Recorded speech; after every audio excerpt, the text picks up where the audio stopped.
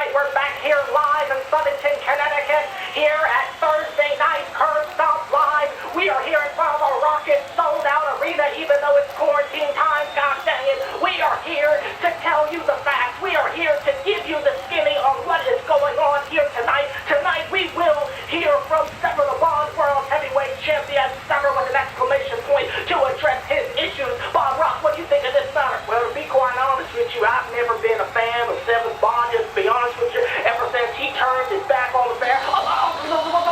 Here he comes right now. Here he comes right now to the ring. That son of a bitch. Oh, that son of a bitch. I don't hate him all this. Oh, that son of a bitch. How can he turn his back on his fans? Stone Cold. Stone Cold. Stone Cold. Oh, yes, no matter.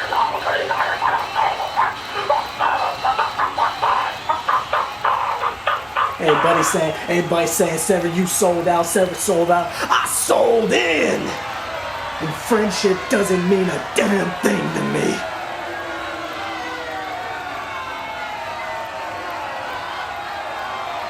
You know what? I am your SeverTheBond World Heavyweight Champion. And I will be a fighting champion once again. That's right, Frankie Lakina, I want to see you in a steel cage. Backpack full of artillery. Shots fired, chest line literally. Cello? Mark Berman? What? I could have swore I blocked your number. iPhones be trash. Potential trader for don't. You know what? Since everyone's all up in arms about, oh, who we gonna trade up for in the draft? Who we gonna trade up in the draft? Who we gonna trade? That's how y'all sound. That's how y'all sound when I read your comments. Oh, yeah, word. Why don't we revisit where we just were? Why don't we just revisit where we were? Since y'all want to talk about the draft, since y'all want to talk about trading for folks, since y'all talking about disgruntled superstars and stuff, let's just revisit where we just came from before y'all start having optimism once again about Mr. Leon Rose. Let's revisit where we just were. I need my thinking box. When H+III+T has had enough, his sever heads, they help a bunch. I wear Adidas, not Crocs. I'm sitting in my thinking box. Thinking box is filmed in front of Saki the sock puppet. Yay!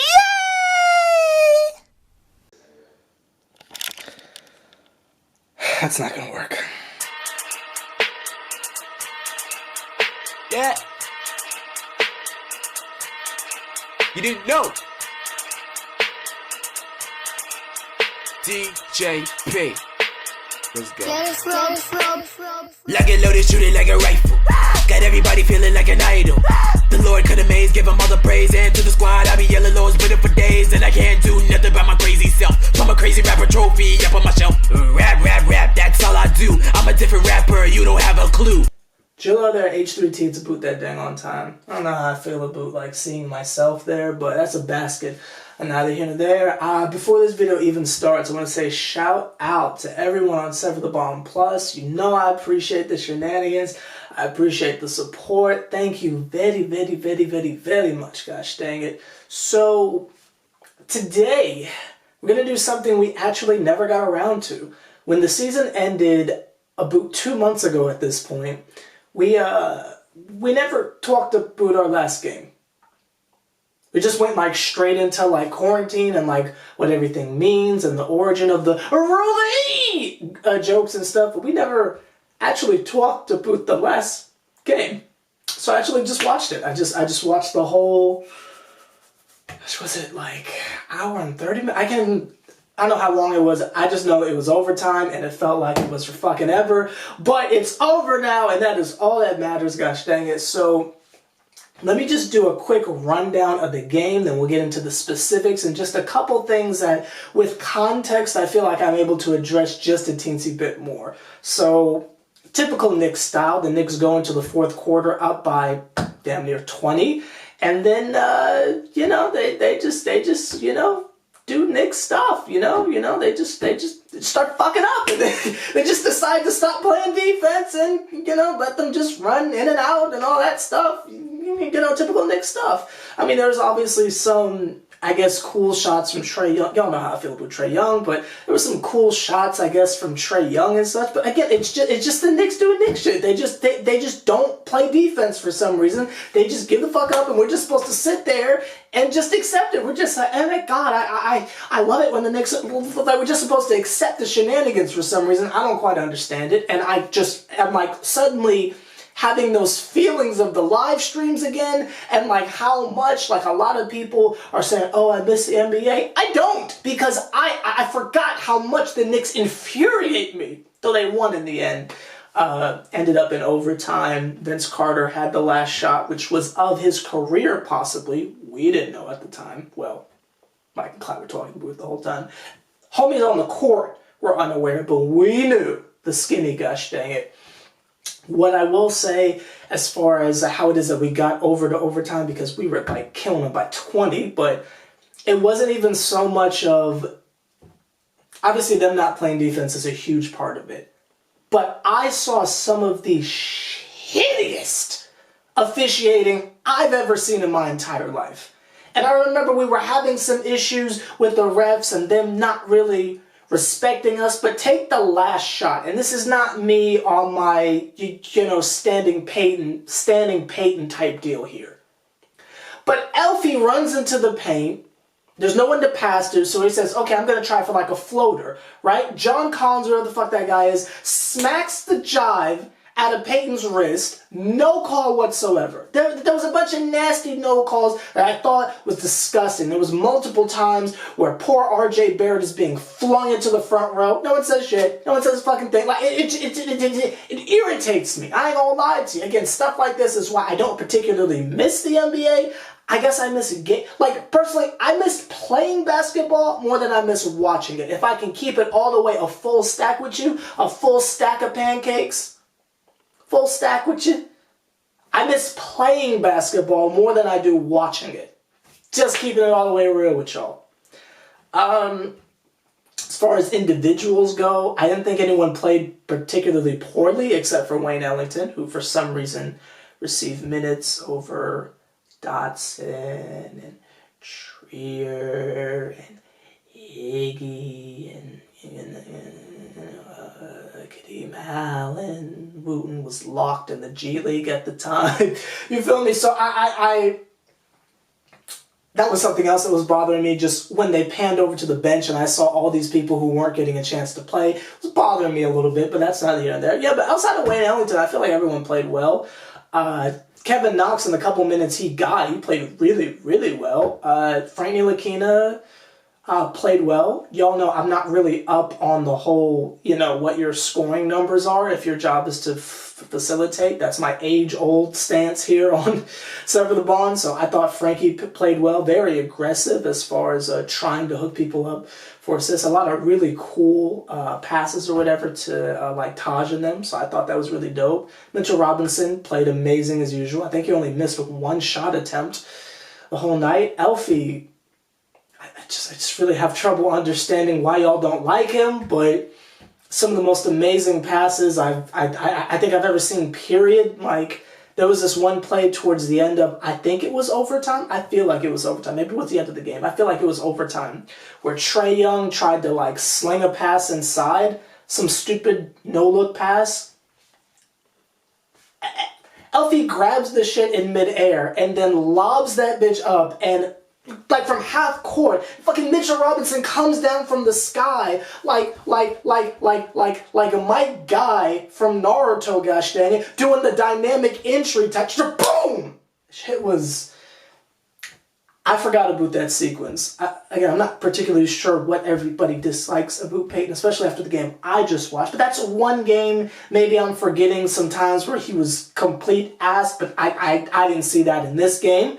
But I thought everyone played well. Julius Randle played out of his fucking mind. I mean, to be such an assy fellow, the assiest of asses, played pretty well. I mean, I don't really think he had many. I don't think he had any turnovers, actually. There was a couple times it looked like he was going to lose the ball, but it never happened. Thought he played fine, at like 31, like I think double-digit rebounds. Played very well. And it kind of got me to thinking, because someone else played really well who I don't think was getting the right amount of opportunities. What I mean by that was there's no plays being run for him. He's just like on some, oh, it's time for me to score. Let me try this. Like literally just pulling stuff out of his ass.